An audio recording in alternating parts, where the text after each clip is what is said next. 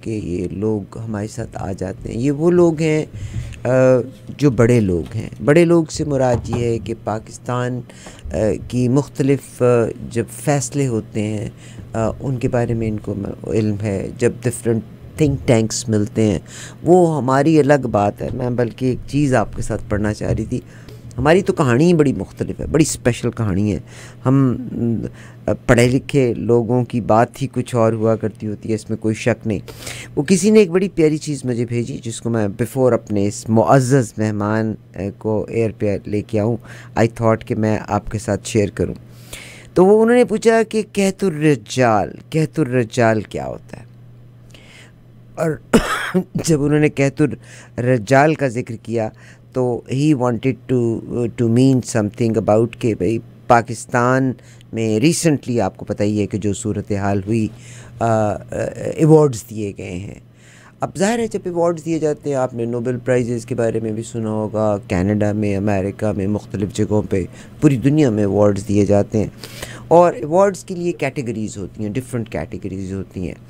اب پاکستان کے حوالے سے جب کہت الرجال کا ذکر کیا, اور میں اپنے تمام بھائی بہنوں سے کہتی ہوں کہ کسی بھی پارٹی کا ساتھ دینے کے بجائے پاکستان کو اور انٹرنیشنل دنیا کو دیکھتے ہوئے اس چیز کو دیکھیے گا. کہتے ہیں کہ کہت الرجال اس حالت کو کہتے ہیں جب قوم یا ملک میں مخلص, قابل اور باصلاحیت افراد کی کمی ہو اور عوامی امور کو چلانے کے لیے کوئی موزوں سبجیکٹ نہ ہو, کوئی موزوں رہنما نہ ہو, یا کوئی ماہر ہو ہی نہ, یعنی Jack of all trades master of none والی صورتحال ہو. ریسنٹلی صدارتی تمغے دیے گئے, اور آف کورس یہ بہت بڑی انکریجمنٹ ہے اور دیے جانا بھی چاہیے. صدارتی تمغوں اور ایوارڈ یافتگان میں کوئی ایک بھی سائنسدان جس نے اجناس یا سبزیوں کی فی ایکڑ پیداوار میں اضافے کا کوئی طریقہ کار دریافت کیا ہو. حالانکہ آپ اسپارکو کی بات کر لیں, آپ PCSIR کی بات کر لیں, پاکستان میں بہت بہترین سائنٹسٹس بھی موجود ہیں. کسی ایک سائنٹسٹ کا نام آپ نے نہیں سنا ہوگا. کوئی ایک بھی آبی ماہر جس نے بارش اور سیلاب کے پانی کو استعمال کرنے کا نیا طریقہ کار بنایا ہو. آپ کو پتہ ہی ہے کہ سعودی عربیہ تک میں موسم تبدیل ہو گیا کہ آرٹیفیشل کلاؤڈز کے ذریعے بارش ہوئی. کھیتی باڑی کو کس طرح سے بڑھایا جا سکتا ہے, زمینیں بنجر ہوتی جا رہی ہیں, پانیوں کے اوپر ڈیم بن گیا. یونائٹڈ نیشنز کا ایک فیصلہ جو کشمیر کے بارے میں, وہ تو آج تک بھی گو مگو کا ہم اس میں شکار ہیں. ایک اور فیصلہ تھا کہ پانی کے اوپر بند نہیں بنا سکے گا ہندوستان, مگر آج آپ دیکھیے کہ پاکستان میں داخل ہونے والے دریاؤں کے اوپر جو بند بنایا گیا ہے, اور پاکستان میں جب پانی چھوڑنا ہوتا ہے اور علاقے کو ڈبونا ہوتا ہے تو پانی سارا پاکستان آتا ہے, ورنہ پاکستان کے دریا سوکھتے چلے جا رہے ہیں. دریائے راوی جس کو میں نے اپنی آنکھوں کے ساتھ بہتے ہوئے دیکھا ہے, اور بہت بڑا دریا تھا دریائے راوی, چناب, ستلج, ان تمام دریاؤں کے اوپر سے ہم گزرے ہوئے ہیں. اگر آج وہ تمام دریا خشک ہیں تو یقیناً ہمارے وہ کوئی سائنٹسٹ یا وہ ماہر جنہوں نے ان دریاؤں کے سوکھنے کے بعد کوئی نعم البدل دریافت کیا ہو کہ اگر ہماری کھیتی باڑی کو پانی کی ضرورت ہے تو وہ پانی ہم نے کیسے فراہم کرنا ہے. کوئی ایک بھی ڈاکٹر جس نے کسی انسانی یا زرعی بیماری کی کوئی دوا ایجاد کی ہو. کوئی ایک بھی انجینئر کو ایوارڈ نہیں دیا گیا جس نے تعمیراتی, طبی یا کیمیائی شعبے میں کوئی نئی دوائی ایجاد کی ہو. کوئی ایک بھی معیشت دان جس نے قرضوں کی معیشت کو دلدل سے نکالنے کا طریقہ کار بنایا ہو. آپ خود سوچئے گا ایوارڈز کن کو ملے ہیں. Be honest to yourself, اپنے دل کے اوپر ہاتھ رکھ کے صرف یہ دیکھیے گا کہ میرے پاکستان کو جس چیز کی ضرورت ہے کیا. کیوں کہ ایک زمانہ تھا کہ کسوٹی جیسے پروگرام ہوتے تھے جو کہ انسانوں کو اور نوجوانوں کو تعلیم و تربیت دیا کرتے ہوتے تھے. آج وہ زمانہ ہے کہ صرف پھبتی کس کے ہی ہم بات کر سکتے ہیں. ایک وہ زمانہ تھا جس میں کتابوں کی اور کہانیوں کی بات ہوا کرتی ہوتی تھی. آج وہ زمانہ ہے کہ جس میں صرف ہم جگت بازی کی بات کرنا چاہتے ہیں. جناب امتیاز گل صاحب میرے مہمان ہیں, اور میں سر امتیاز گل صاحب راول پنڈی سے. آپ کا تعلق اگین ریسرچ کی جب بات کرتی ہیں, these are the think tanks ہیں پاکستان کے. یہ وہ جو کہ ریسرچ سے متعلق انسٹیٹیوشنز بھی رن کر رہے ہیں. He is a director of executive director ہیں Imtiaz Gul, executive director centre of research and security studies. آج کل کے دور میں اگر بات کریں تو جب ہم سیکیورٹیز کی بات کرتے ہیں, چاہے وہ سائبر سیکیورٹی کی بات کر لیں, چاہے آپ کنٹری کی انٹرنل ایکسٹرنل سیکیورٹیز کی بات کر لیں, دس از ویری امپورٹنٹ. آپ نے جب ایوارڈ دیتے ہوئے بھی دیکھا تو you did not hear any name جو کسی بھی اس طرح کے ادارے سے ہو جو میرے پاکستان کی اندرونی اور بیرونی خلفشار کو سے بچانے میں مددگار ہو. جناب امتیاز گل صاحب تشریف فرمائیں یہاں پہ. سر ہم آپ کو خوش آمدید کہتے ہیں. السلام علیکم جی, very nice to be back here. آپ بتائیے. سر بہت شکریہ آپ کا, بہت شکریہ. سر آج میں جس طرف آپ سے سب سے پہلے بات کرنا چاہتی ہوں, of course I would not talk about those. ایک آج ترتلی مچانے والی ہی خبر ہے جس میں جناب عرفان صدیقی صاحب جو ہیں مسلم لیگ نون کے سینئر رہنما ہیں, انہوں نے کہا ہے کہ army chief general Asim Munir کے تقرر میں سب سے بڑا کردار میاں نواز شریف کا تھا. اور یہ کون کہہ رہا ہے؟ سینیٹر ہیں. یہ کس کے سینیٹر ہیں؟ مسلم لیگ نون کے سینیٹر ہیں. یہ ان کی زبانی بیان ہے کہ chief of army staff general Asim Munir کے تقرر میں سب سے بڑا کردار میاں نواز شریف کا تھا. ان کے تقرر پر مارشل لاء لگانے کی دھمکی بھی دی گئی تھی. اگر آپ تھوڑا سا یاد کریں, پیچھے کی طرف جائیں, کہ جنرل باجوہ اس زمانے میں chief of the army staff ہوا کرتے ہوتے تھے. یہ انگلینڈ 2 بار ان کا طیارہ گیا بھی ہے, اس طیارے کو ٹریک بھی کیا گیا تھا, کیونکہ ظاہر اب ٹیکنالوجی بہت ایڈوانس ہو گئی. اب تو آپ دیکھ سکتے ہیں کون سا جہاز ہواؤں میں اور کون سی جگہ کے اوپر ہے. تو آپ کو یاد ہوگا کہ جناب باجوہ صاحب نے 2 بار وزٹ کیا تھا, اور پاکستان کی کیبنٹ کے مختلف لوگ بھی انگلینڈ جایا کرتے تھے, جہاں سے وہ ڈکٹیشن لیتے تھے میاں صاحب سے. جناب عرفان صدیقی صاحب کہتے ہیں کہ عمران خان سے انہوں نے یہ کہا کہ سابق آرمی چیف قمر باجوہ نے ہماری ٹیم کے معاشی ماہر کو بلا کر پوچھا تھا. یہ باجوہ صاحب نے ہماری ٹیم یعنی مسلم لیگ نون کی ٹیم کو بلا کر پوچھا تھا کہ اگر ملک میں مارشل لاء لگ جائے تو کیسا ہوگا. سر آپ بھی کی زبانی پوچھنا چاہتی ہوں. چلیں, بہت شکریہ عارفہ. بڑی خوشی ہوتی ہے جب یہاں ہمیں ایک موقع ملتا ہے تھوڑا سا ڈیٹیل میں جانے کا. جو عرفان صدیقی صاحب نے کہا ہے, یہ تو وہ بات تھی جو کہ اکتوبر 2022 کے آخر سے اس کی ہمیں باز گشت سنائی دے رہی تھی, کیونکہ جنرل باجوہ جانا نہیں چاہ رہے تھے. وہ چاہ رہے تھے کہ 2 سال انہیں اور مل جائیں, اور اسی وجہ سے جو میسیجنگ جس انداز میں ہو رہی تھی تو یہ لگ رہا تھا کہ ہو سکتا ہے مارشل لاء لگ جائے. لیکن مارشل لاء کا خطرہ ٹلا اس وقت جب باجوہ واشنگٹن گئے اپنی ریٹائرمنٹ سے 3 ہفتے پہلے. وہاں کوئی چند دن انہوں نے گزارے, اور اس امید پہ کہ شاید امریکہ سرکار سے انہیں کوئی گرین سگنل مل جائے اور وہ پھر 2 سال ان کو اور دے دی جائیں. یہ بالکل یہی کام وہ کرنا چاہ رہے تھے جو کہ جنرل کیانی نے کیا تھا. انہوں نے اس وقت کے جو ڈیفنس سیکریٹری تھے امریکہ کے, ان سے کہا تھا کہ اگر آپ چاہتے ہیں کہ میں اپنا سلسلہ جاری رکھوں, آپ میری پروموشن, میری ایکسٹینشن کو انجینئر کریں. اس میں باقاعدہ ایک کتاب میں اس حوالے سے ایک کوٹ ہے, اسٹیو کال کی کتاب ہے. تو جنرل باجوہ نے بھی کچھ یہ کام کرنے کی کوشش کی, لیکن ہوا یہ کہ ڈیفنس سیکریٹری آف امریکہ آلسٹن جو ہیں, لائڈ آسٹن, انہوں نے پیغام بھجوایا کہ آپ جب تک باقاعدہ اپنی ریٹائرمنٹ کا اعلان نہیں کرتے اس وقت تک ہم آپ سے ملاقات نہیں کریں گے. تو پھر وہ پاکستان ایمبیسی میں سفیر صاحب نے, مسعود خان تھے, انہوں نے بلوایا 1-2 جرنلسٹ کو, ان کو ایک خبر لکھوائی کہ جنرل باجوہ کا یہ کہنا ہے. اس میں ایک فکرہ یہ بھی تھا کہ میں مستقل طور پہ ریٹائر ہو رہا ہوں, میری اور کوئی ایمبیشن نہیں رہی. وہ خبر پاکستان کی صبح کے 3-4 بجے ڈان اخبار میں جب لگ گئی, پھر اس کے بعد ان کو اگلے دن اینتھنی بلنکن اور لائڈ آسٹن نے ملاقات کا موقع دیا, اور وہاں پہ وہ جو مارشل لاء کا تھریٹ تھا وہ ختم ہو گیا. اس سے پہلے آپ نے جو عاصم منیر کی بات کی, تو اس پہ تو کافی عرصے سے اس پہ چیمیں گوئیاں ہو رہی تھیں کہ آرمی چیف کون بنے گا. لیکن شریف برادران ماشاءاللہ بہت ہوشیار ہیں.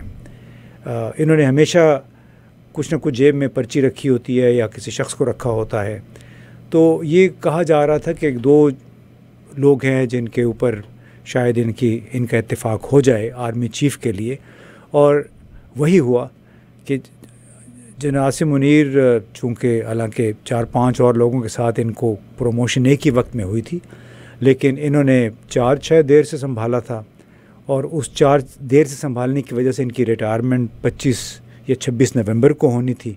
آپ کو معلوم ہے نا کہ a kind of extension, he is also in a kind of extension because جی نہیں، لیکن وہ یہ ایکسٹینشن تو تھوڑی اور تھی نا. وہ آپ کے کچھ دوست ہیں یہاں بھی ہوتے تھے، وہ کہتے ہیں کہ یہ ریٹائرڈ ہیں، ریٹائرڈ ہیں، اور ان کو ریٹائرمنٹ میں سے لا کے تو آرمی چیف بنایا گیا. سر یہ سچ بھی ہے.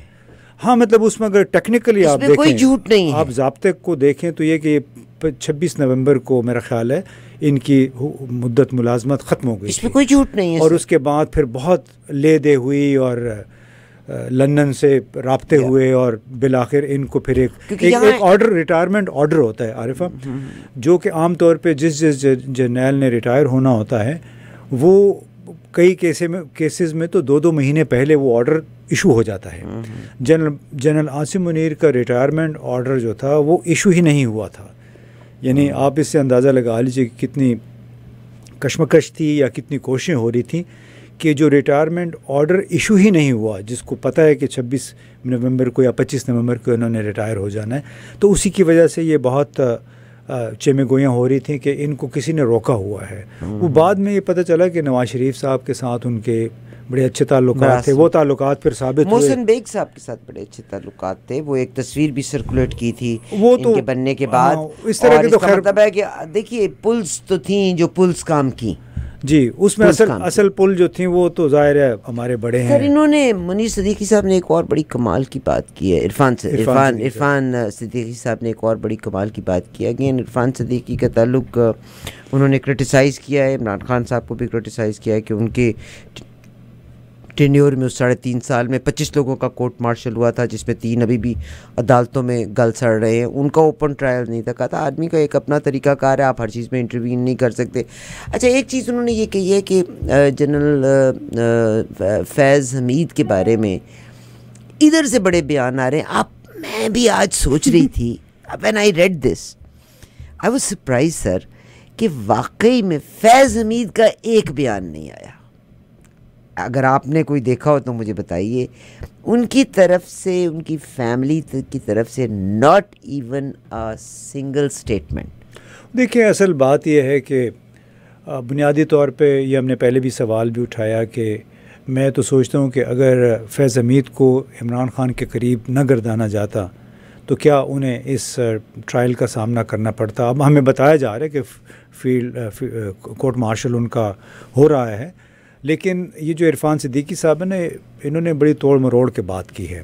اس سے پہلے جتنے کورٹ مارشلز ہوئے ہیں اس میں جناب ایک ایسے صاحب تھے جنہوں نے اپنی کوئٹہ تعیناتی کے دوران ایک نئی پورش گاڑی خریدی اور ایک کرنل اور ایک میجر کو اس کے ٹیسٹ ٹرائل پہ بھیج دیا. انہوں نے پھر وہ کر دیا، ایکسیڈنٹ کر دیا، چونکہ سپیڈ میں بڑا مزہ آیا ان کو جب انہوں نے چلائی، سپورٹس کار تھی. تو ظاہر ہے ایسے شخص کا تو کورٹ مارشل ہونا تھا. پھر اس طرح ایک اور جنرل جاوید اقبال تھے، ان کو جاسوسی کے الزام میں ان کے خلاف مقدمہ ہوا، اور وہ تو اب پھر بعد میں جنرل عاصم منیر نے میرا خیال ہے ان کو بری کیا. تو اس طرح اور بہت سارے بریگیڈیئر علی تھے، ان کا بھی کورٹ مارشل ہوا کیونکہ انہوں نے کہا جا رہا تھا کہ حزب و تحریر کے ساتھ ان کا تعلق ہے. تو یہ ہمیں ٹویسٹ نہیں کرنا چاہیے.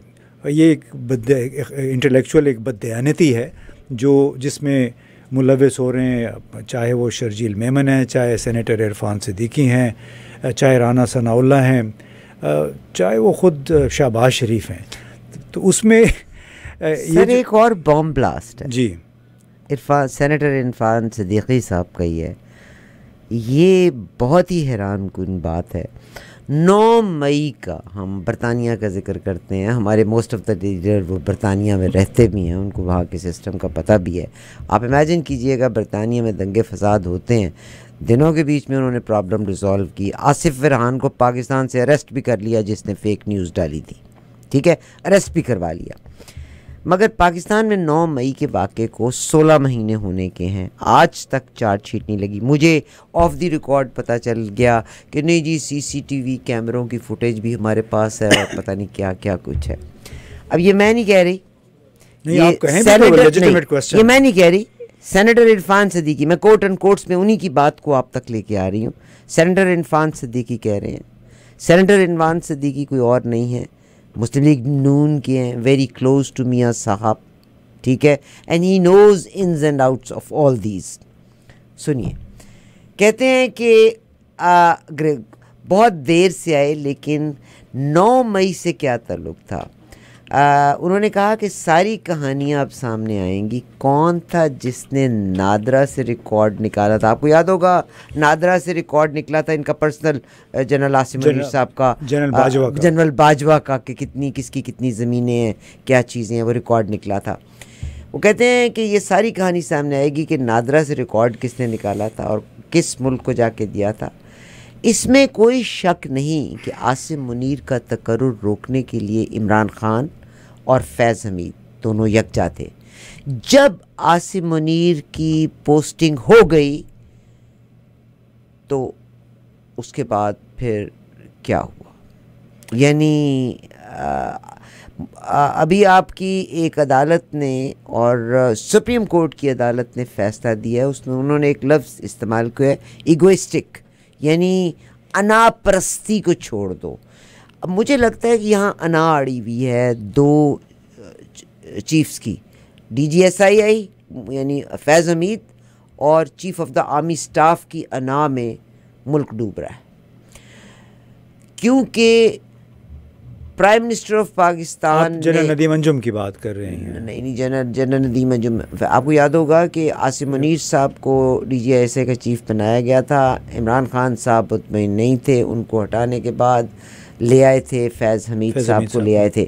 تو وہ انموسٹی یا وہ بددلی یا وہ دشمنی انا کے روپ میں کہ آج ہی از ان دا پاور, تو وہ ایک دوسرے کو پنشمنٹ دینا اور 9 مئی کے واقعے کا بار بار ذکر کرنا, لوگوں کو کہ خیالات کو ابھارنا, جی مطلب where the country is paying huge price. بالکل. اس میں ایاز امیر صاحب کو تو آپ جانتے ہوں گے, انہوں نے ہے اور اس کالم میں انہوں نے یہی بات کی جو آپ اسی کی طرف اشارہ کیا, جو آپ نے کہا کہ ذاتی انائیں ہیں جو کہ اس وقت پاکستان کے لیے مسائل کا سر آپ کی سپریم کورٹ نے کہہ دیا ہے. لیکن میں اس کالم کا ذکر, اس میں لکھا ہے کہ ہو ول دا مین ہو ول بلنک فرسٹ. اب اس جب دا مین کی انہوں نے بات کی تو ایک طرف انہوں نے عاصم منیر کا اشارہ دیا, دوسری طرف عمران خان کا دیا.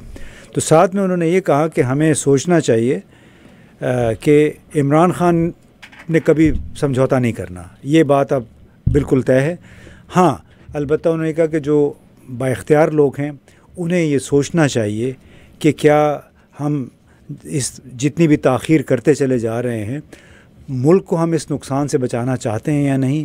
تو اس میں بنیادی طور پہ ان کا ایک مشورہ ہے ایاز امیر صاحب کا بھی کہ جن بھی ارباب اختیار ہیں, چاہے وہ ہماری پی ڈی ایم کی حکومت ہے چاہے جی ایچ کیو ہے, کہ وہ اس بات پہ ذرا سا غور فکر کر لیں کہ صرف ایک شخص کو دبانے کے لیے, ایک شخص کو نیوٹرلائز کرنے کے لیے وہ کہیں پورے پاکستان کو نیوٹرل نہ کر دیں.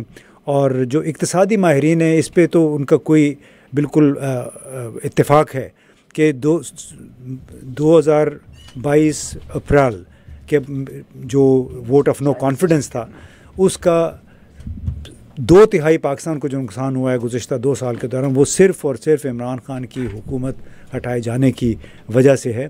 اور وہ تھا کہ چونکہ ایک ذاتی انا درمیان میں آ گئی ہے, اور جب تک یہ ذاتی انا کو بالائے طاق رکھ کے اپنا یہ ملک کا نہیں سوچیں گے, اس وقت تک میں سمجھتا ہوں پاکستان یوں ہی عدم استحکام کا شکار ہے. بار بار بہت سارے لوگ کہہ رہے ہیں, معلوم نہیں یہ ہمارے جو ارباب اختیار ہیں کب اس بات کا ادراک کریں گے کہ بھلے ان کے ساتھ زیادتی ہوئی ہو, لیکن کئی دفعہ ہوتا ہے. نیلسن منڈیلا نے جنوبی افریقہ میں سب لوگوں کو معاف کر دیا تھا. انہوں نے ٹروتھ اینڈ ریکنسیلیشن کمیشن بنا کے 27 سال کی جیل کے بعد سب کو معاف کر دیا. اسے کہا کہ ہم ایک نیا آغاز چاہتے ہیں. تو اس میں عمران خان نے ایسا کام کیا کر دیا ہے کہ جس کی وجہ سے جو آپ نے اشارہ کیا کہ 9 مئی کا جو واقعہ ہے اس میں وہ بار بار وہ یہ کہ بھی ثابت تو کریں, جوڈیشل کمیشن تو بنائیں, یعنی صرف اس کی آڑ میں ان لوگوں کو جو رگڑا لگا کہ آپ نے جنرل فیض حمید کو بھی اٹھا لیا، ان کا کورٹ مارشل ہو رہا ہے، آئی ڈونٹ تھنک اس سے بہت کچھ ملے گا. وہ کیا آپ اس کو سلطانی گواہ بنانا چاہتے ہیں؟ لیکن ایک بات جو ہم نے تاریخ سے نہیں سیکھی شاید وہ لوگ جو کہ اس وقت اختیار میں ہیں، کہ آپ جب کرنٹ حالات کا آپ کے خلاف ہوتا ہے تو آپ کا ایک ایک قدم جو ہے اس کرنٹ کو مزید مضبوط کرتا ہے، مزید توانا کرتا ہے. تو جتنے اقدامات یہ کر رہے ہیں عمران خان کو نیوٹرلائز کرنے کے لیے، میرا خیال ہے اتنی ہی قوت، اتنی ہی مدافعت پیدا ہو رہی ہے عمران خان کے آس پاس. اور یہ وہ کہتے ہیں کہ the sooner the realization comes the better it is for Pakistan. سر آخری بات بڑی عجیب سی سینیٹر صاحب نے کہی، اور مجھے بڑا خوف آ رہا ہے کہ وہ کہتے ہیں نا ایک لفظ ہے کین آف وارمز. جی، کین آف وارمز. یا اب میں نے آپ سے پہلے بھی یہ سوال کیا ہے کہ ہم باقی تمام لوگوں سے فیض حمید صاحب کے بارے میں یا عمران خان صاحب یا ان کی پارٹی یہ لفظ کہتی ہے کہ ان پہ اوپن ٹرائل ہونا چاہیے، مگر فیض حمید صاحب یا ان کے خاندان کی طرف سے ایک لفظ سامنے نہیں آیا، کہیں ایک لفظ سامنے نہیں آیا. نہ کہیں وہ نظر آئے، نہ کہیں وہ ہتھ کڑی میں نظر آئے، نہ کہیں ان کو دھکے دیتے ہوئے نظر آیا. I don't know what is cooking. آپ چاہتی ہیں کہ جرنیل کو بھی ہتھ کڑی لگ جائے کہ پاکستان میں ہوا ہے کبھی اس طرح؟ سارے مگر جرنیل آج تک ISI کا جرنیل پکڑا بھی تو نہیں نہ گیا، پکڑ میں پہلی بار آ گیا. جی ٹھیک ہے، لیکن وہ اپنے ان کاموں کی وجہ سے نہیں آیا. اچھا اب آگے سنیے نا. اب فیض حمید صاحب کو کریں تو جناب عرفان صدیقی صاحب کہتے ہیں کہ، اور ایگزیکٹلی جو اس وقت عرفان صدیقی کہہ رہے ہیں ایگزیکٹلی سیم تھنگ آصف خواجہ صاحب نے بھی کہی تھی ابھی کچھ دن پہلے.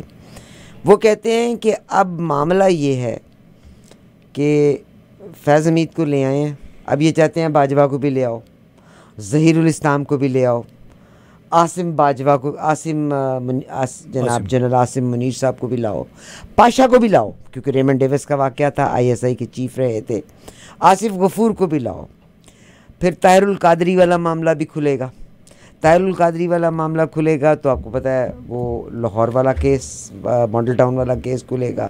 اور وہ کہتے ہیں کہ یہ کین آف وارمز اگر کھل گیا تو یہ کہانی اتنی پھیل جائے گی کہ کہیں پہ سمیٹا ہی نہیں جائے گا. اس میں اور یہ پاکستان کی پاسٹ کی یہ کہانی ہے کہ چیزوں کو اتنا بکھیر دیا جاتا ہے کہ آپ پھر چیزوں کو اکٹھا ہی نہیں کر پاتے. جی وہ بالکل ایسی ہے، لیکن میں سمجھتا ہوں کہ جو خواجہ آصف یا رانا ثناء اللہ یہ ایک سوچ کی عکاسی کرتے ہیں. وہ یا عظمہ بخاری جو ہے، یا وہ آپ کے جو بھی ہیں وزیر قانون اعظم نذیر تارڑ صاحب، وہ تو انتہائی ایک افسوسناک صورتحال ہے کہ اتنے بڑے نامی گرامی وہ جیورسٹ ہیں، لیکن وہ بھی بعض اوقات یہ باتیں کرتے ہیں. باپ کے بیٹے ہیں، پریزیڈنٹ آف پاکستان رہا ہے ان کا باپ. جی تو اس میں ان کا جو مائنڈ سیٹ ہے، جو ذہنیت ہے، وہ یہ ہے کہ جی آپ ماضی کو چھوڑ دیں، مستقبل کی بات، ماضی کو اور حال کو چھوڑ کے مستقبل کی بات کریں. یعنی وہ جو ہے نا مٹی پاؤ جو پنجابی میں کہتے ہیں کہ آپ کوریدیں نہیں. جو مطالبہ کرتا ہے نا کہ آپ جائیں 1970 سے 1947 سے احتساب کریں، اس کا مطلب ہوتا ہے کہ احتساب نہ کریں. تو ان لوگوں نے وہ طریقہ کار اختیار کیا ہوا ہے. شاید پہلے بھی ہم نے یہ بات کی تھی کہ خواجہ آصف صاحب تو مجھے انکریزنگلی لگتا ہے کہ وہ آرمی کے لیے، فوج کے لیے ایک میں کیا کہوں گو بٹوین کا کام کرتے ہیں. زیادہ ایسے کوئی برا لفظ نہیں استعمال کرنا چاہتا میں. وزیر دفاع نا، تو پہلے بھی وزیر دفاع بنے، پھر وزیر دفاع. حالانکہ ان کی سب سے زیادہ کینڈیڈ، سب سے زیادہ کرٹیکل تقریریں ہوتی رہی ہیں پارلیمنٹ کے اندر، پارلیمنٹ کے باہر فوج کے خلاف. انہوں نے تو باقاعدہ ان تمام جرنیلوں کے احتساب کا مطالبہ کیا ہے جو کہ 1965 1970 کی جنگ میں اور کارگل کی جنگ میں جو ملوث رہے ہیں، جو اس وقت ہوا کرتے تھے. لیکن بالکل ایسی جیسے کہ نواز شریف نے کہا تھا کہ ان سب کو ان کا احتساب ہونا چاہیے. لیکن مزے کی بات ہے کہ یہ باتیں عمران خان کرے یا ان کی پارٹی کے لوگ کریں تو وہ ٹھہرے مجرم. آرٹیکل 6 کا تقاضا ہوتا ہے کہ غداری کا مقدمہ ان پہ چلائیں. لیکن اگر یہ لوگ کرتے ہیں یا انہوں نے اگر پہلے باتیں کی ہیں تو ان کا صلہ یہ ہے کہ آپ ان کو حکومت دے دیں، ان کو وزیر دفاع بنا دیں، ان کی بیٹی کو آپ چیف منسٹر بنا لیں. تو یہ مزے ہیں جناب ان لوگوں کے. آپ دیکھنے میں کچھ یہی کام جنرل باجوہ کیا کرتے تھے. ہمیں پرائیویٹ میٹنگز میں کہا کرتے تھے کہ ہم اسرائیل کے ساتھ ہمارے تعلقات کیوں نہیں ہو سکتے، بھارت کے ساتھ ہمارے تعلقات کیوں نہیں ہو سکتے، جبکہ پبلکلی وہ کہتے تھے. آپ لوگوں کے ساتھ بھی یہ بات ہوئی کیونکہ آپ ریسرچر اس سے ہیں؟ نہیں جی، میں تو بدقسمتی سے ہم لکھنے لکھانے والے ہیں، تو ہمیں بھی وہ میٹنگز میں بلا لیا کرتے تھے، تو آپ کہیں گے تو ان میٹنگز کا حوال بھی کبھی آپ کو سنا دیں گے. لیکن بنیادی طور پہ وہ خود کو بڑا ایک امن پسند فوجی سربراہ کے طور پہ پیش کرتے تھے، اور کیونکہ یہ امریکہ کو شاید خوش کرنا چاہ رہے تھے اس وقت، اسی وجہ سے کہتے تھے کہ جی بھارت کے ساتھ ہمارے تعلقات بالکل نارمل ہونے چاہیے. بالکل صحیح بات ہے، بھارت کے ساتھ تعلقات نارمل ہونے چاہیے، لیکن یہ بات آپ کو پبلکلی کرنی چاہیے. پبلکلی آپ کریں، پھر اپنے وزیر اعظم کو بھی کہیں کہ آپ بھی جا کے رائے عامہ ہموار کریں کہ ہمیں اسرائیل کے ساتھ تعلقات قائم کرنے چاہیے، اس میں کوئی برائی نہیں ہے، ساری دنیا کر رہی ہے. بھارت کے ساتھ بھی ہمارے تعلقات نارمل ہونے چاہیے، اور اس کی جو شرائط ہیں پھر حالات نارمل کرنے کے لیے، اس پہ بھی عمل درآمد کرے. لیکن یہ نہیں ہو سکتا کہ ملٹری اسٹیبلشمنٹ جو ہے وہ اپنے تمام کاروبار جو ہے، اپنی جو پالیسیز ہے وہ جاری رکھے، اور آپ نے سویلین وزیر اعظم کو قربانی کا بکرا بنا کے اس کو کہیں کہ ہاں جی آپ انقلابی باتیں کریں باہر جا کے، کیونکہ آپ کو پتہ ہے کہ پھر وہی مولوی حضرات ان کے پیچھے پڑ جائیں گے، وہی لوگ جو کہ سر مولویوں کو بائی کر لیا، آپ فکر نہیں کریں، اس ملک میں اسلام بھی بکتا ہے. نہیں تو وہ استعمال ہوتے ہیں نا جی. سعودی عربیہ میں بھی آپ دیکھ لیجئے گا کہ اینی مولوی، اینی امام، کوئی چیز جو گورنمنٹ کے ایجنڈے کے، کعبہ شریف میں دعاؤں کو مختصر کر دیا گیا ہے. You know that how it is. ایک زمانہ تھا کہ جو منفی طاقتیں تھیں وہ اسلام کے علماء ایسے بیچ میں امپلانٹ کر دیا کرتے تھے، تو اب تو ہم خود ہی اپنے ریلیجن کو اپنا بیانیہ بیان کرنے کے لیے ذکر کرتے ہیں. میرا سر آپ سے ایک سوال یہاں پہ آیا کہ مولانا فضل الرحمان گورنمنٹ کو توڑنے میں بڑا امپورٹنٹ رول تھا، آگے انہوں نے رول پلے کیا. What happened all of sudden کہ ان کا جھکاؤ پورا کا پورا پی ٹی آئی کی طرف ہو گیا ہے؟ بلکہ پرسوں تو وہ عدالت میں بھی وہ یہ جو ایک کیس ہے مبارک ثانی کیس جی، اس میں بھی وہ عدالت، انہوں نے کہا جی میں پوری زندگی کبھی عدالت میں آیا تو پھر بھائی مگر شریعہ قانون کو لے کے انہوں نے کہا کہ 72 سال کی میری عمر ہو گئی، پہلی مرتبہ میں عدالت میں آیا ہوں اور اس بڑے کام کے لیے آیا ہوں میں. تو آپ ذرا غور کیجئے کہ میں جی بالکل اس میں دیکھیے جو کچھ یہ پرسوں ہوا ہے 22 اگست کو، بلکہ جو کچھ ہوا سپریم کورٹ میں وہ ایک اور دھبا ہے. میرا خیال ہے آپ سپریم کورٹ نے اپنی بالکل جگ ہنسائی کا ذریعہ بنایا خود کو. اس کے ساتھ ساتھ سپریم کورٹ نے اپنا 2014 کا ایک فیصلہ تھا اس کو دفن کر دیا. اس کے ساتھ ساتھ ہمارے آئین میں آرٹیکل 25 ہے تمام شہریوں کی برابری کے حقوق، وہ بھی دفن کر دیا گیا. قائد اعظم کی جو 11 اگست کی 1947 کی تقریر تھی اس میں جو انہوں نے کہا تھا کہ you are free to visit your mosque, you are free to practice anything, کہ آپ جو اپنا مذہب عقیدہ ہے اس کے مطابق آپ کام کریں، وہ تقریر بھی سپریم کورٹ کے 22 اگست کے فیصلے میں دفن ہو گئی ہے. یعنی آپ آئندہ اسلام سے متعلق کوئی بھی مسئلہ سپریم کورٹ ابھی نہیں اٹھائے، کوئی جج جرت نہیں کرے گا، اس لیے کہ جو کچھ وہاں پہ ہوا کہ مسلح افراد مختلف علاقوں سے اسلام آباد پہنچ آئے تھے، جس کی انہوں نے حالانکہ فیض آباد وغیرہ کے راستے بند کیے ہوئے تھے، اس کے باوجود ظاہر ہے لوگوں کی آمد و رفت تو جاری رہتی ہے. جی ایک جلوس 2 دن پہلے تھا اور پھر 22 اگست کو بھی انہوں نے لوگ اکٹھے کیے. اس میں شاید ایک اور بھی قصہ تھا کہ جب عمران خان کی چونکہ انہوں نے پی ٹی آئی کی ریلی ہونی تھی تو شاید یہ بھی تھا کہ ایک اور 9 مئی کی طرح کا واقعہ ہو جائے، اور اس میں لوگوں کو کینسل کر دی. ان کو تو پھر صبح 7 بجے جا کے کہا گیا کہ آپ کینسل کروا دیں. وہ جیل میں کوئی بریگیڈیئر صاحب ہم نے سنا ان کو بھیجا گیا اور کہا گیا کہ بہت بڑا خطرہ ہے دہشت گردی کا، تو آپ ذرا چیف منسٹر جو گنڈا پور ہیں ان سے کہیں کہ یہ فی الحال نہ کریں، کیونکہ وہ اس کے روح رواں تھے اسلام آباد میں جو جلسہ ہونا تھا. تو ایک ہی دن میں یہ 2 واقعات تھے کہ ایک طرف جلسہ ہونا تھا، دوسری طرف یہ سپریم کورٹ میں سماعت تھی. تو وہ ججوں کو انہوں نے اس طرح سے ڈرایا کہ خبریں آ رہی تھیں کہ جی مسلح افراد اسلام آباد میں داخل ہو. ان کے لیے کوئی دفعہ 144 نہیں تھی، ان کے لیے کوئی ریڈ زون نہیں تھا. کنٹینرز تو سب کے لیے کھڑے ہوئے تھے، جو اگر کنٹینرز روڈز بلاک کی نہیں، کنٹینرز اس لیے بھی بلاک ہوتے ہیں اس لیے کہ وہ بڑی کمائی کا ذریعہ ہماری پولیس کے لیے، ہماری سٹی ایڈمنسٹریشن کے لیے. وہ کنٹینر پکڑ لیتے ہیں، پھر ایک کنٹینر کی جو پرائس ہوتی ہے، جو کرایہ ہوتا ہے ایک دن کا، تو 20-25-30 ہزار ڈپینڈنگ آن کہ 20 فٹ کا کنٹینر ہے 40 فٹ کا ہے، تو اس جو کاغذ میں لکھا ہوتا ہے کہ 40 ہزار مثال کے طور پہ ایک کنٹینر کا ہم نے ایک دن کا کرایہ دیا، تو آپ کا کیا خیال ہے کہ ہماری ماشاءاللہ اتنی 10% 20% دیانتدار پولیس جو ہے تو کیا وہ اپنے 40 ہزار کنٹینر کے مالک کو دے گی؟ ایسا نہیں ہے. تو پورے ایک بڑے مافیا کے انداز میں ہماری ایڈمنسٹریشن بھی چل رہی ہے. اور یہ تو بلکہ خاص طور سے 2014 کا دھرنا تھا، اس کے بعد پھر 2017 میں ایک دھرنا ہوا، ATLP نے دیا تھا، کئی ہفتے وہ کنٹینر کھڑے رہے. تو اندازہ لگائیے کہ اربوں روپے تک وہ پہنچ جاتا ہے کرایہ.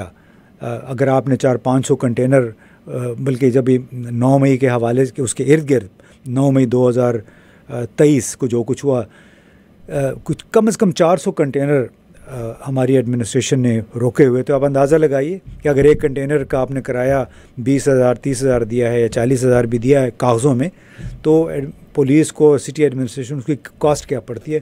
تو یہ ہمارے ماشاءاللہ بڑے پھرتیلے ہیں ہمارے پولیس والے، ہماری سٹی ایڈمنسٹریشن. جو ہی اس قسم کی صورتحال ہوتی ہے، کہاں جی کنٹینر لگا دیں کہ اس میں آپ کی اضافی آمدنی کا ایک ذریعہ بن جاتے. تو اتنی آسان نہیں ہے. میرا سر آپ سے آخری سوال ہے کہ جو صورتحال آپ بتا رہے ہیں، میرا خیال ہے اس سے تو بہتر ہے یہ، وہ کہتے ہیں نا کہ سانجے کی ہنڈیا جو ہے وہ چراہے میں پھوٹا کرتی ہے. مجھے لگتا ہے سب پاکستان میں سانجے کی ہنڈی ہے، ملک پاس پیسہ ہے کوئی نہیں. اس سے تو بہتر ہے مارشل لا آ جائے. It's a nonsense message but I wish کہ اس سے تو بہتر ہے کہ پھر کھل کے مارشل لا ہی آ جائے، تو وہ زیادہ بہتر ہے. ہمیں بھی پتہ لگ جائے گا کون سامنے کام کر رہا ہے، کون پیچھے کام کر رہا ہے. عریہ جان مقبول صاحب کو اریسٹ کر لیا، حالانکہ وہ یعنی اگر آپ مذہبی منافرت کی بات کرتے ہیں تو آپ کا جو چیف جسٹس ہے وہ عنایت کی جو بات کرتے ہیں، اور وہ کہتے ہیں ہم سے غلط فیصلے ہو سکتے ہیں، قانون میں ترمیم آتی ہے، آپ کی اسمبلیاں ترمیم کر کے الٹیمیٹلی یہ کورٹ کا فیصلہ ہو گیا. انہوں نے باہر اپنے بندے بھی کھڑے کروا لیے، PTI نے اپنا جلسہ منسوخ کروا دیا. اب آپ کیا سمجھتے ہیں کہ عریہ جان مقبول صاحب کو اریسٹ کیا اور ان پہ 5 دن کا ان کا جسمانی ریمانڈ بھی لیا ہے، اور یہ کہا گیا ہے کہ انہوں نے مذہبی منافرت پھیلائی.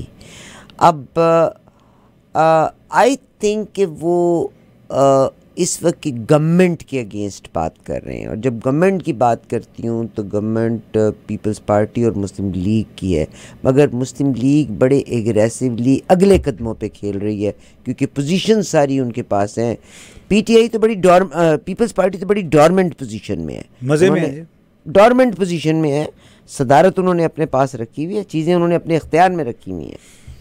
تو واٹ ڈو یو تھنک کہ پاکستان میں عریہ جان مقبول کا اٹھایا جانا، یا ایک شخص نے ترانہ گا دیا تھا، اس ترانے میں آرمی کو ڈیفیم نہیں کیا گیا تھا، اس میں بجلی کے بل کو، اور بجلی کے بل پہ اگر اس نے وہ پیروڈی بنائی تھی تو ہٹ کون ہوئی تھی؟ گورنمنٹ ہٹ ہوئی تھی. تو اب گورنمنٹ یعنی اس ملک کا نظام ابہام کا شکار ہے کہ لوگ اریسٹ ہوتے ہیں، گورنمنٹ اریسٹ کرتی ہے، مگر پیچھے ڈراوا ہے کہ آپ کی اسٹیبلشمنٹ اریسٹ کر رہی ہے. تو یہ کیسے اس کو آپ دیکھیں عارفہ، پہلے تو بات ہے کہ کسی کو غلط فہمی نہیں ہونی چاہیے کہ اصل اختیار کس کے پاس ہے. یعنی نواز شریف صاحب بھی، شہباز شریف صاحب بھی اگر وزیر اعظم ہیں تو وہ کوئی ان کا اپنا اختیار تو نہیں ہے. وہ تو اگر آڈٹ ہو جائے انتخابات کا تو یہ تو خود ہارے ہوئے ہیں، ان کے بھائی بھی ہارے ہوئے ہیں، ان کی بھتیجی بھی ہاری ہوئی، بہت سارے ان کے لوگ ہارے ہوئے تھے. لہٰذا ایک پیسفل کوہیبیٹیشن جس کو کہتے ہیں کہ باہمی رضامندی کے ساتھ بہت سارے ہمارے جو طاقتور حلقے ہیں وہ اکٹھے ہو گئے ہیں یہ حکومت بنانے کے لیے.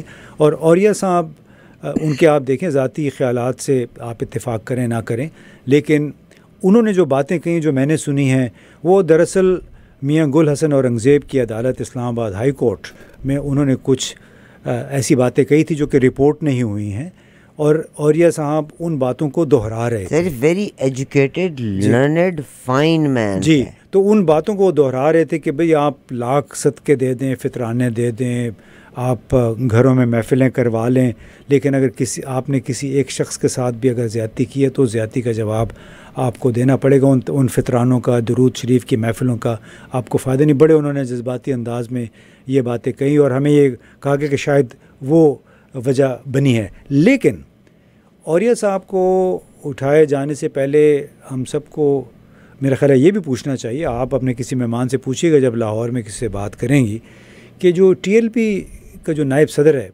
کوئی مجھے تو نام ان کا بھول گیا, کوئی ظہیر صاحب تھے شاید, انہوں نے پریس کلب کے باہر مظاہرے میں چیف جسٹس قاضی فیض عیسیٰ صاحب کو مبارک ثانی کیس کے حوالے سے, چونکہ کیس کا فیصلہ 26 جولائی کو ہوا تو اس کے 1-2 دن کے بعد پریس کلب کے باہر یہ مظاہرہ ہوا, تو اس میں انہوں نے عملاً ان کے خلاف فتویٰ جاری کیا کہ ان کا قتل بھی واجب ہے, کیونکہ انہوں نے ایسا فیصلہ دیا ہے جو کہ ان کے بقول شریعت کے اور آئین کے خلاف ہے. تو یہ ذرا پوچھیے گا کہ وہ صاحب کدھر ہیں, کیونکہ پہلے کہا گیا کہ وہ تو ان کو گرفتار کر لیا گیا, ان کے خلاف چلان پیش کر دیا گیا ہے, لیکن کچھ جو ہمیں بتایا گیا ہے ہو سکتا ہے وہ غلط ہو, کہ اس قسم کی کوئی بات نہیں ہوئی, صرف جذبات کو ٹھنڈا کرنے کے لیے یہ سارا کام کیا گیا ہے.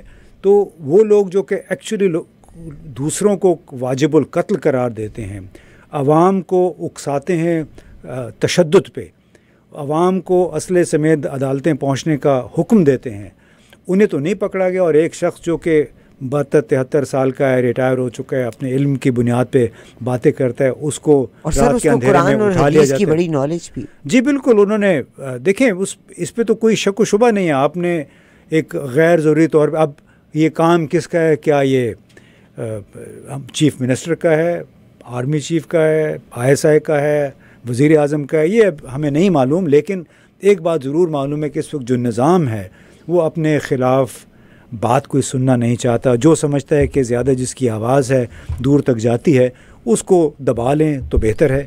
اور یہی کام پہلے بھی اوریہ صاحب کے ساتھ انہوں نے کیا تھا. ان کو اکیلے ایک 2x2 یا 2x4 کے سیل میں رکھا گیا, اندھیرے میں 3-4 دن تک ان کو رکھا گیا تھا. اب پھر ان کے ساتھ یہی کام ہوئے. تو بطور پاکستانی مجھے تو بڑی شرم آتی ہے, بہت شرمندگی ہوتی ہے کہ ہم, دنیا کہاں جا رہی ہے اور پاکستان ابھی تک شاید ہم 19ویں صدی میں پھنسے ہوئے ہیں. آخری سوال میرا سر, جو پاکستان کی جو ہائیسٹ پوزیشنز ہوتی ہیں, جیسے chief of the army staff کی بات ہے, ان کے پاس the most important and crucial information, the classified information of the country. Bajwa صاحب سنس ہی گاٹ ریٹائرڈ, کبھی وہ انگلینڈ میں ہوتے ہیں, کبھی وہ فرانس میں ہوتے ہیں, ان دنوں میں وہ سائپرس میں تھے. I think he is coming to England now, and he is enjoying دنیا کے سفر اور انجوائے کر رہے ہیں. اور آف کورس کوئی بھی جنرل کیا, کرنل کیا, کوئی بھی جو اس پوزیشن پہ ہوتے ہیں, ان پوزیشنز پہ, they can not leave Pakistan without NOC. تو باجوہ صاحب is travelling from country to country. آپ کو کیوں حسد ہو رہی ہے ان سے؟ اللہ نہ کرے. ریٹائرڈ بندے ہیں, مزے کر رہے ہیں, ایک ملک سے دوسرے سے تیسرے ملک جا رہے ہیں, اور ان سے کون پوچھے گا کون سا کانفلکٹ آف انٹرسٹ کی آپ بات کریں؟ کمال ہے وہ تو. میں نے, اور اگر آپ نے کوئی ایسا امپورٹنٹ انفارمیشن, میں نے, آپ نے اگر کوئی ایسا کام کیا تو پھر کانفلکٹ آف انٹرسٹ میں نیب بھی ایکٹیویٹ ہو جائے گا, سپریم کورٹ بھی جاگ جائے گی. آپ کیا باتیں کر رہی ہیں جناب, ان کو مزے کرنے دیں. یہ تو اسی کے لیے تو 6 سال انہوں نے گزارے, ایک اور ایکسٹینشن وہ مانگ رہے تھے, کیونکہ یہ تو ان کے مزے ہوتے ہیں اس کریئر کے بعد. ہم نہیں دعا مانگتے کہ ہمیں بھی ایسا کریئر ملتا, ہم شکر ہے جیسے بھی ہیں الحمدللہ. لیکن یہ ہے کہ اگر ہم نے بھی ایسا کام کیا, ہمارے پیچھے بھی پھر ایسی باتیں ہو رہی ہوتی, لیکن ان کو انجوائے کرنے دیں زندگی. اب بہت شکریہ. کل جناب عبداللہ گل صاحب نے ایک بڑی خوبصورت بات کہی, اس بات میں بہت سی چیزیں چھپی ہوئی تھیں. انہوں نے کہا, میں ان تمام لوگوں کو کہتا ہوں, آؤ میرے ساتھ سڑک کو یہاں سے وہاں تک پار کرتے ہیں, دیکھتے ہیں کون کون سڑک کے آخر تک پہنچتا ہے, مگر یہی کہ اپنے سیکیورٹی گارڈز کے بغیر آنا. بہت بڑا پیغام تھا سر. کوئی پیغام دیجئے گا باہر رہنے والے لوگوں کے اوپر کہ یہ جو کرپٹ لوگ وہاں سے آ جاتے ہیں, ہمارا فائبر بھی ویک ہے, ہم اپنی تصویریں ان کے ساتھ چھپانے کی غرض سے ان کو پروٹوکالز دیتے ہیں.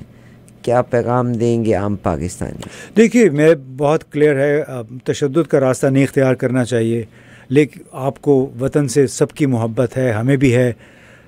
اصول کو کمپرومائز نہ کریں, اور آپ کو اگر پتہ ہو کہ کسی شخص نے اصول کو آئین پہ کمپرومائز سمجھوتا کیا ہوا ہے, اس کی وجہ سے عام لوگوں کی زندگیاں انہوں نے خراب کی ہوئی ہیں, ان کے ساتھ پھر آپ تصویریں نہ بنوائیں, ان کو یہ نہ سمجھیں کہ VVIP کے ساتھ ملے ہیں ان کو پھر کیفر کردار تک پہنچانے کے لیے کہ ایٹ لیسٹ ان کو وہ گلٹ کا احساس ضرور ہو کہ یس ہم نے کچھ غلط کیا ہے. جناب امتیاز گل صاحب آپ کا بہت شکریہ. امتیاز گل صاحب sir executive director of centre for research and security holds very important position.